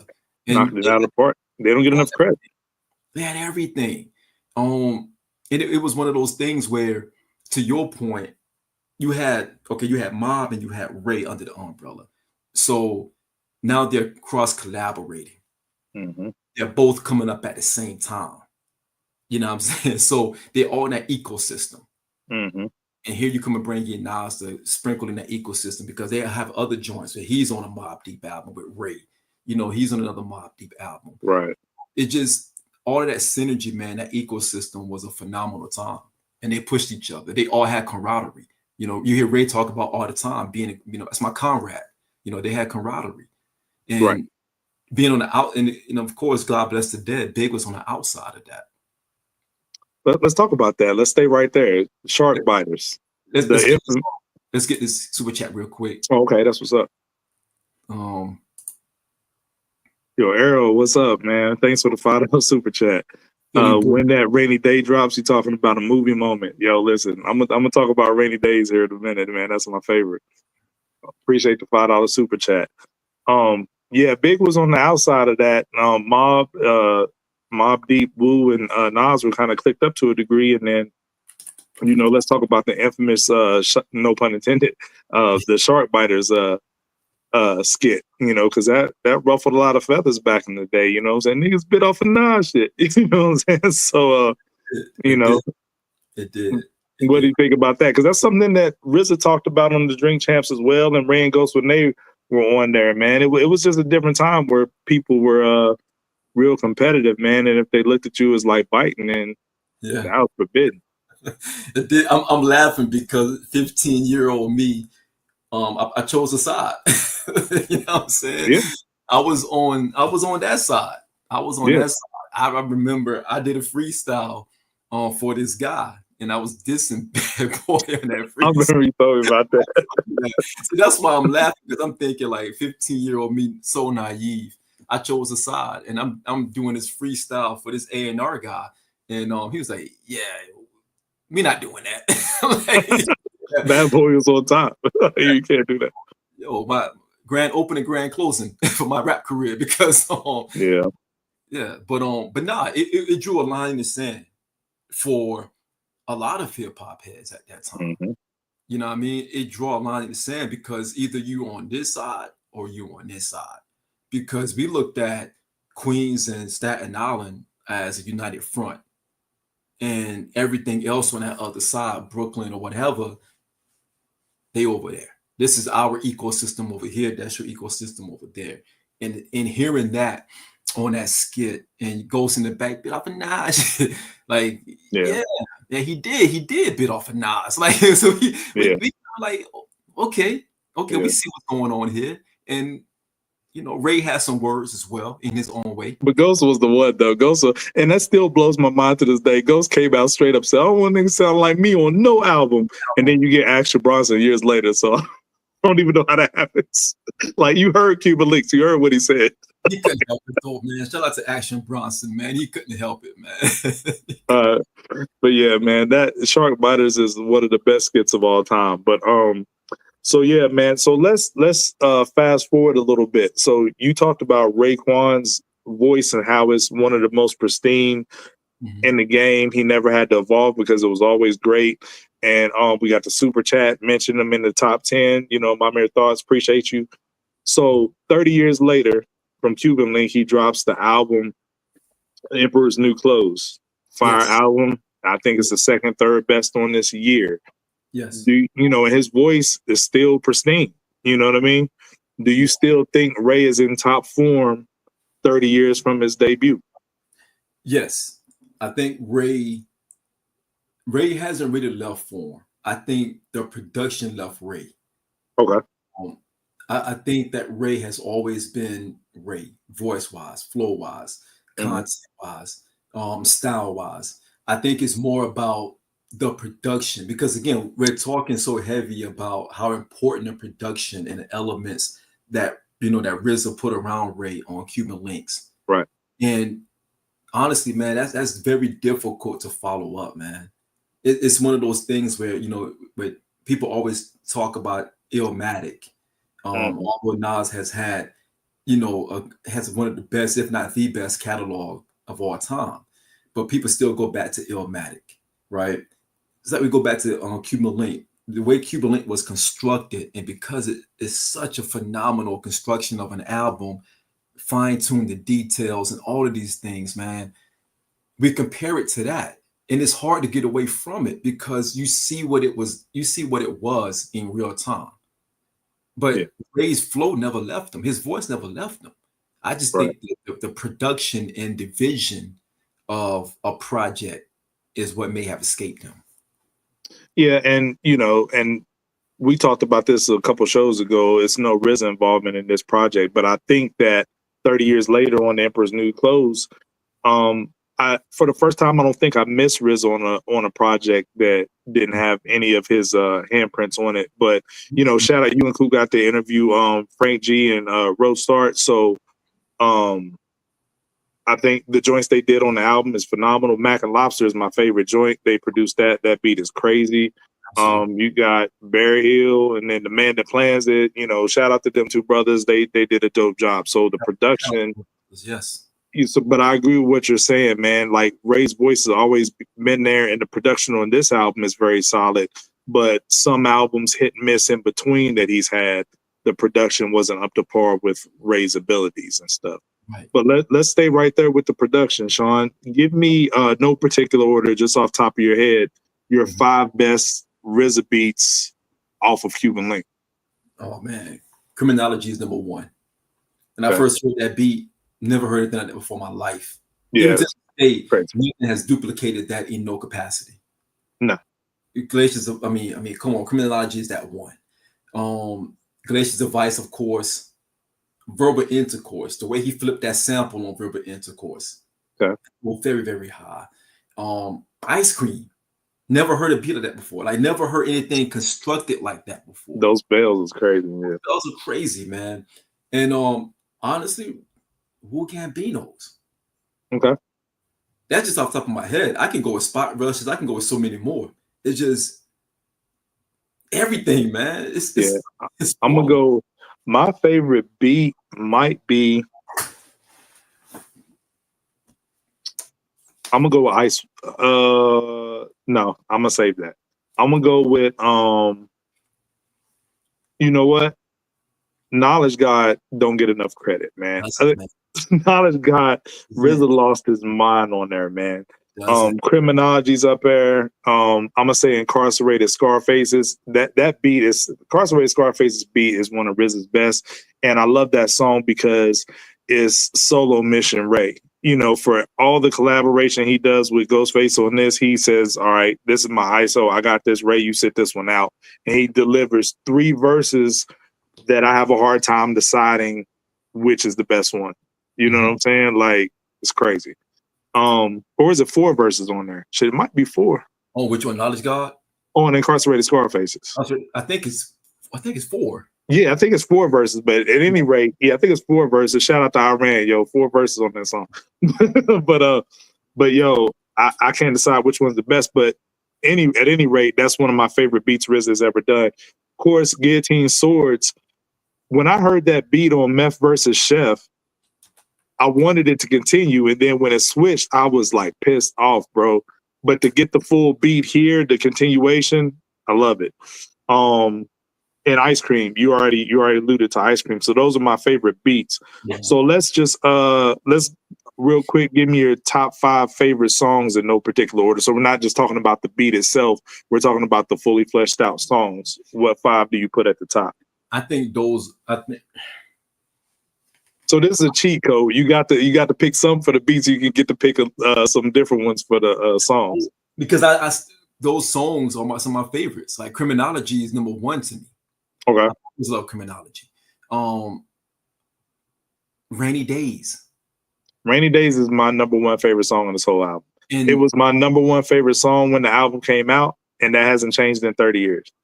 When you think about Rainy Days and how Rizza let the beat just breathe at the very end, that beat breathes for like another 2 minutes at the very end. And then the drums drop in again. And it's breathe. I remember doing a freestyle off of just that because back then we couldn't like do it. You couldn't like take the beat, find an instrumental. I put like the piece of paper in the top of the cassette. Yeah, you dub that over again. Yeah. Over again, and I did a freestyle off the back end of that beat. But that's one of them. Man, bro, I love Ice. And she killed that hook, man. God, she killed that.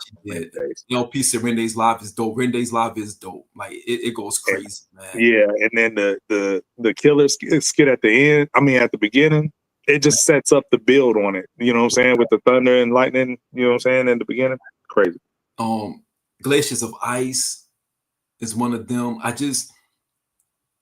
That song had me wrapped up, man. Like it's just some songs I couldn't even get past in the album. I had the cassette. I couldn't get past some of these songs. I was stuck on them. I was stuck on Criminology for days, bro. I couldn't get past it. I'm thinking in real time. Ice Water. Ice Water is my second favorite song on the album. Capadonna with the verse. And then that sample, that voice sample is crazy. Man, I'm listening to it in my head right now, boss. Like it's just all of that, man.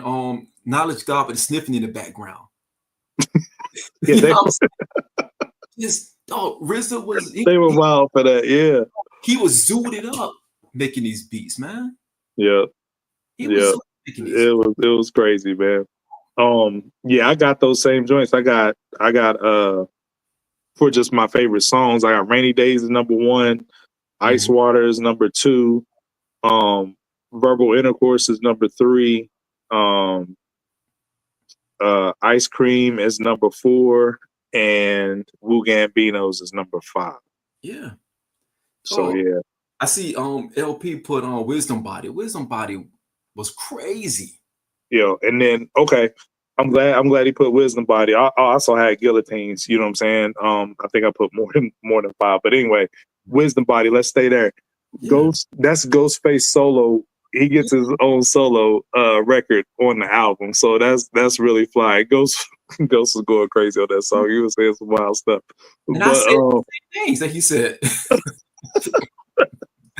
but as we wind down, let's talk about just his overall contribution to the album, because I think that song encompasses that. Like, this is my guy. I don't even need to be on this record. I'm gonna give him his own solo look on here. So versus saving it for his own album. And I love the poetry, how it rhymes, like, you know what I'm saying? Because Ray gets his own solo on Iron Man. You know what I mean? Yeah. So I want you to talk a little bit about Ghostface's contribution here as an MC.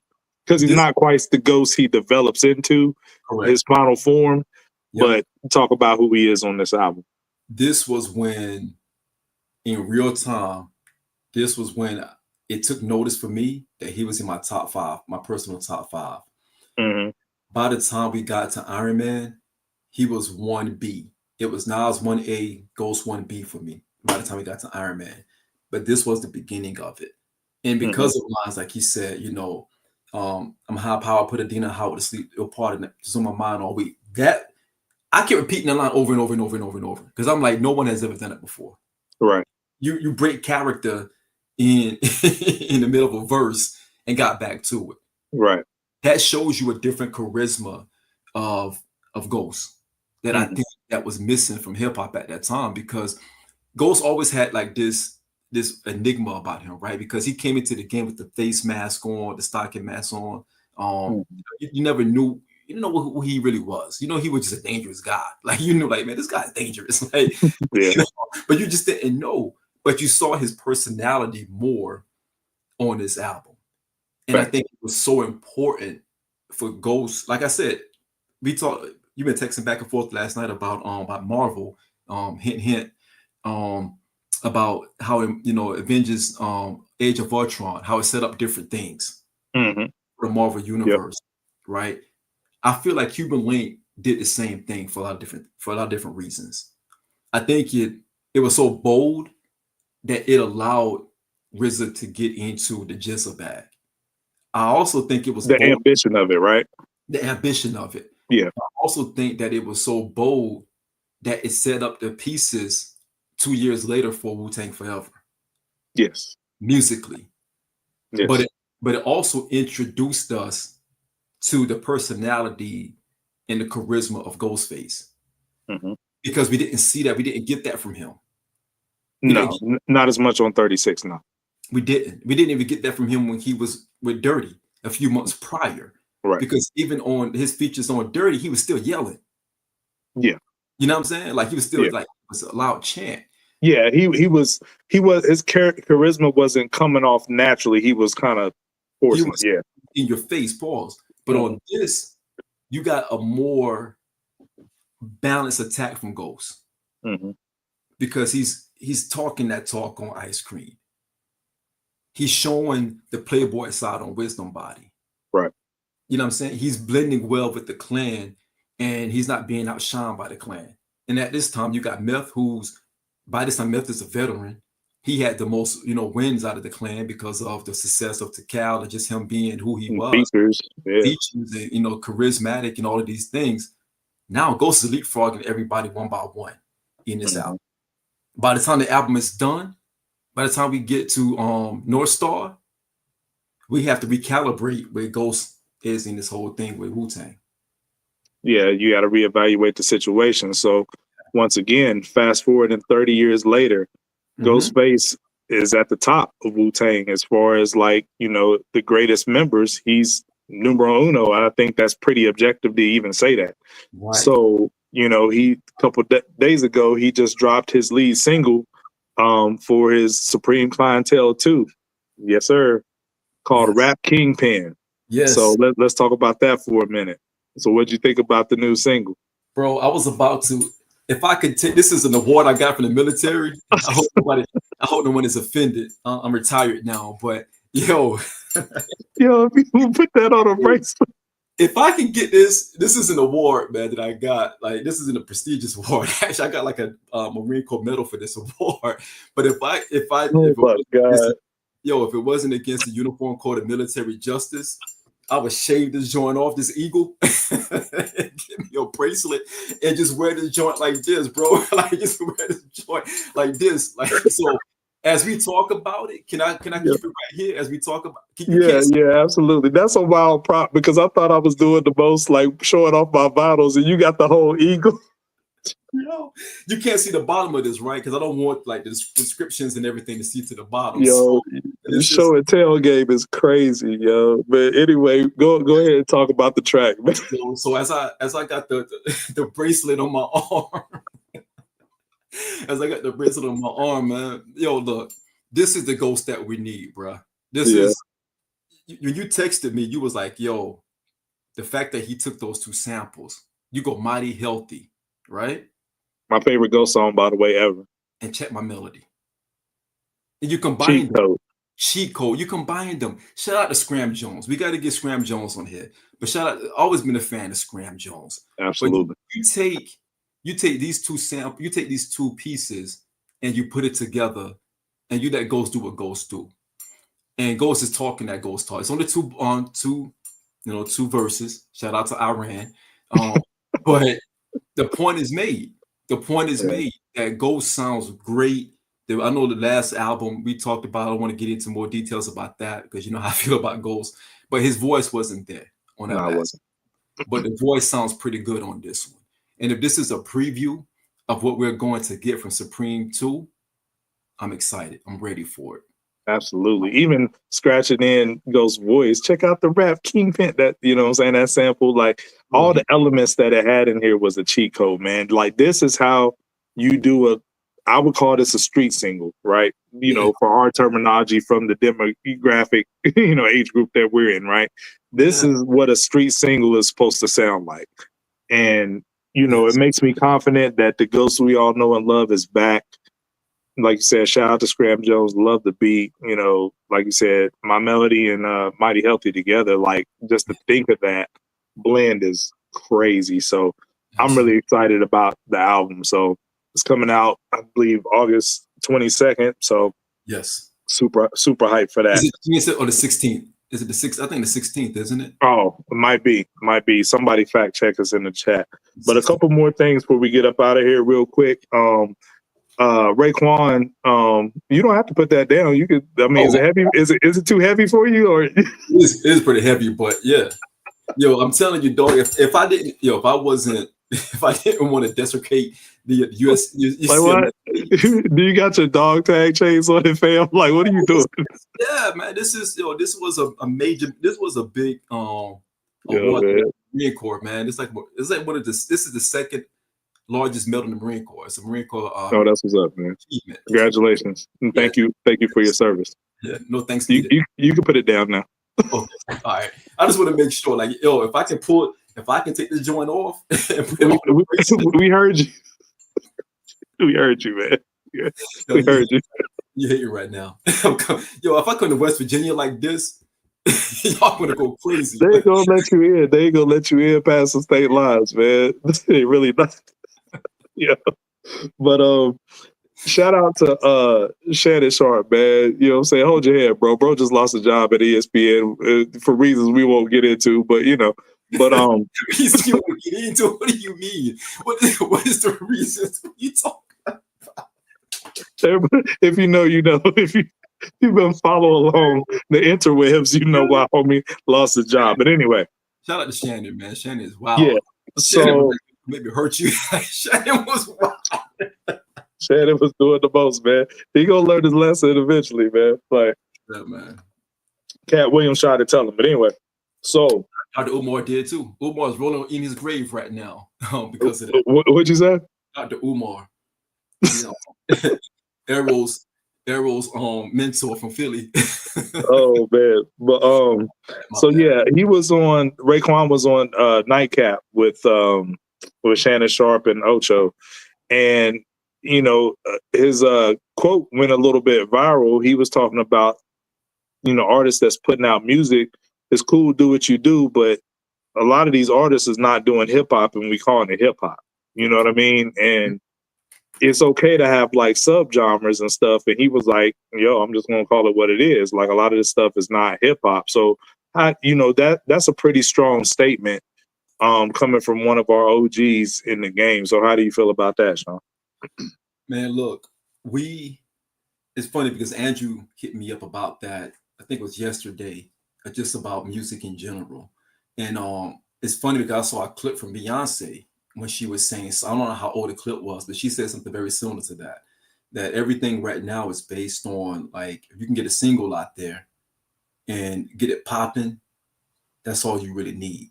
So the concept of actually putting together a really good project, it's not demanded anymore from the populace, right? No one is demanding you to have a really good album. We do. Our chat does because we all love music. Shout out to Lord Kai. We all love music. We want to hear a full body of work. But I think the thing is, for us hearing Ray now, right? We're hearing this Freddie album. We're hearing the Clips album. We still have to put value on the strength of an actual album in its entirety, and not just single work, and not just things that we can, like, just a trendy joint because it doesn't last. And we're seeing that in real time. It just doesn't stand the test of time. So I'm there with it as well, man. Cool. So yeah, I agree. And while we're on our old man get off our lawn vibe. The last thing I wanted to kind of say before we got up out of here is I wanted to point out the importance of physical media. You know what I'm saying? And to bring it all home, the legend of the Purple Tape itself. You see, I got the shirt on with the Purple Tape album. We affectionately call it the Purple Tape. Like, no, we rarely refer to the album as only built for Cuban Linx. You know what I mean? The lore of the album was built on the presentation. And shout out to Raekwon for having the vision. Like he said, he wanted something like, in the streets, you had to have a product that set itself aside from everybody else's. You know what I'm saying? Shout out to, American Gangster, Frank Lucas talking about Blue Magic and stuff. You had to, make your stuff pop, you know what I mean, in the streets. So Ray is like, I want my tape to be purple so it stand out from everybody else. You know what I mean? And that was a genius marketing idea. It was, man. And as somebody who loves music and consumes music a lot, I really do miss that era, the physical aspect of it, something that was like tangible. That's why I was telling people, go over to Mass Appeal and cop the 30th anniversary replica Purple Tape, because, I collect vinyl, I collect, cassettes, because the streaming hour doesn't allow this current generation to have that, to have those tangible things. You know what I mean? You alluded to earlier, the CD jacket where you open up and see the promo photos with Ray and the whole clan standing together. You know what I'm saying? We used to read the production credits, you know what I mean? All through there. And if I'm not mistaken, the Only Built for Cuban Linx album, excuse me, was the first time we saw a Wu-Wear ad in any, form of media. So, and that I'm filling out the order form and calling the number, ordering Wu-Wear stuff based off of what was inside of the CD and the tape jacket, right? So physical media, man, is a relic. If some of the past is lost, I mean, some of us collected and, we really value and cherish it, but that's something that's missing from today. So the point I'm making is you got an album that's one of the greatest albums of all time that's referred to as its physical presentation and aesthetic. Yes. That name was adopted over time. Ray never called it the Purple Tape. Never did. That's what we as fans called it. And it gained the lore over time. And that's now what it's affectionately called 30 years later. And because of how we consume media nowadays, that will never happen again. It won't, because it was organic. It was natural. Right. It felt right. Everything about it, we were more connected to it. Again, it kind of brings our conversation full circle when you're talking about the Freddie Gibbs stuff, right? It's not that we're saying Freddie's not a dope MC, doesn't have a dope catalog, but everything you just mentioned, AG, these are the things that we talk about even 30 years later. Shout out to Lord Fakai. We're talking about the connection that it made and how it resonated with us. Because even for me, you saying open up the CD jacket or the cassette jacket, I'm reading the thank yous. I'm reading who they're sending thank yous to. Only because in my crazy mind, I'm like, yo, are you thanking Big or you giving a shout out to Jay? I'm like looking at, okay, what? Yeah, because if they ain't in the thank yous, they ain't fly with them. They're on the fly with them, right? And that's me thinking crazy, like, yo, if you're not saying thank you to such and such, you may not rock with them or whatever. So I'm looking at all of those things. But again, back to your point, everything that you're speaking on is a connection device. We're calling it the Purple Tape because that's what it felt like, because the tape was purple. It was the first time we've seen that. We never seen a purple tape before, and it created its own steam. It created its own algorithm, if you will, before algorithms even became in existence. Exactly. Yeah. Right. And now we're here. We're still praising it as the Purple Tape. We're still praising it as one of the best albums that ever came out in hip hop, not just for the clan, but in hip hop, period. Because we have a love and a connection to it. We just talked about our favorite songs, our favorite beats, the story behind it. Albums now don't have a story behind it. We don't know the story behind them no more. So now we don't have a connection to it. You know what I'm saying? We don't have that connection anymore. Nothing tangible. Nothing tangible. I want to hear how Alfredo 2 came to to where it's at. Like, I want to hear the inception of that, the idea of that. I want to understand that so I can have a better connection to it. This album, 15-year-old Sean has a phenomenal connection to it because I really wanted to be fly like this. I wanted to understand what that stuff that they were talking about, what it really meant. I had to Google, like when you get older, you start Googling, like, okay, what does this really mean? Like, what what legit, what you said, I already said it. Big started niggas is the flyest. Like, what are you talking about? I want to research that. I want to understand what you're talking about, man. So, yeah. Yeah, and shout out to the Clips because they're approaching their album like, you know, the physical releases of their album like art pieces. Yeah. You know what I mean? So they still, but they're older artists, so they have like, you know, that understanding of, you know, what you need to do as far as like that marketing aspect of it, because you got to market to the like digital people, you know what I'm saying, that's doing the streaming, but you also got to market to the people that come from our era that like something tangible and it's like a story behind it, because, you know, they're referencing back to their, you know, with their cover art and, you know, different things, they're referencing back to, you know, everything being recorded at Louis V and their ties there. You know what I mean? So shout out to the Clips for recognizing that. I just wanted to say that, you know, I missed the physical media aspect of it.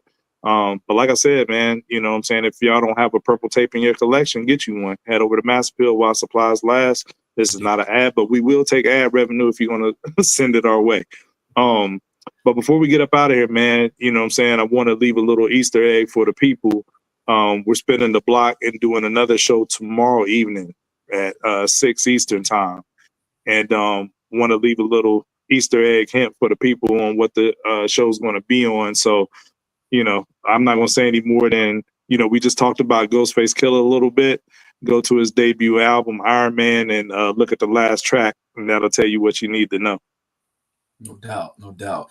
And we also have a we're going to show some brotherly love to a guest tomorrow as well. We have coming on.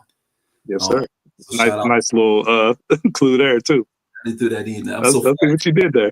I'm so far ahead of my time, like started life. All right, so we're gonna leave because you quit. Shout out to the Miss LB got it. We just say about to get off. Yo, appreciate you, Miss LB, with the $10 super chat. What did y'all think about Gibbs' Nintendo inspired video game attached to his new album? You know, I didn't really think too much of it. You know what I'm saying? I thought that was very Gibbs like. You know, yeah, I didn't think too much of it. It's in his wheelhouse. It's in his wheelhouse. Yeah, for sure. But Gibbs is a dope artist, man. Yeah, appreciate you, Miss LB. And not for nothing, like, you know what I'm saying, but while we here, Gibbs has the best catalog in the 2020s outside of Nas. I think there's but, you know, starting with Alfredo to now, Gibbs in the 2020s has the best discography in the 2020s decade so far, him and Nas. You know what I'm saying? He's only second to Nas. I can't argue that. Yeah. So Gibbs deserves a lot more respect. Yeah, he does. He does. And today's show wasn't about, you know, throwing anything at Gibbs. We shared our appreciation for Gibbs and this new album as well. That's all. It just, I want to have more connection to what I'm listening to. You know, I'm a little bit older now, so I want to have a little bit more connection. But shout out to all of you. Shout out to the chat for popping up on us with us on a Saturday afternoon. Shout out to Miss LB. Shout out to LP. Shout out to Double. Shout out to Lord Vakai. Shout out to Mega. Shout out to all of you who popped in, Poets, everybody who popped in, Trife, all of you who took out your busy Saturdays to come and rock with us on today's show. We do have a show tomorrow, like AG mentioned. Make sure you like, share, and subscribe. Look for the notification for tomorrow's show. We're going to spin the block for a little quick hit, just to, you know, do a little back-to-back joint. And hope you guys enjoy that one as well. That one a little bit more ambitious, a little bit different that we're going. That's what we do at Stoop Stories, though, you know. Or yeah, do something a little different. Word to Lord Vakai. And make sure you guys like, share, and subscribe again. We hope you guys enjoyed today's show. We want to show love to the 30th anniversary of one of the dopest albums that ever made, Cuban Linx. And I want to give a special shout out to the Wonder Woman based on my arm. I want to give a shout out to this joint. If y'all see me rocking when the Ghostface joint come out, If you see that on my arm, already plastered and everything, you know what it is. Just duct tape it to your arm, man. Just my arm, man. So I'm gonna start doing some arm curls on my left arm so it can hold the weight for the entire show. But yo, shout out to all of you guys. We out. Peace. Peace.